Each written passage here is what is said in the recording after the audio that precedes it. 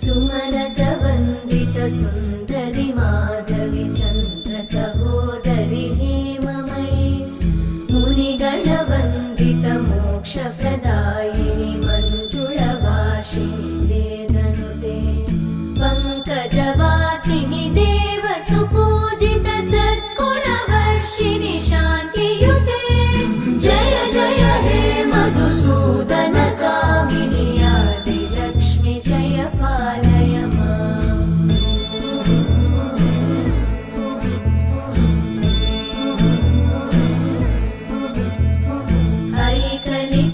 ऐकलिकल्मषनाशिनि कामिनि वै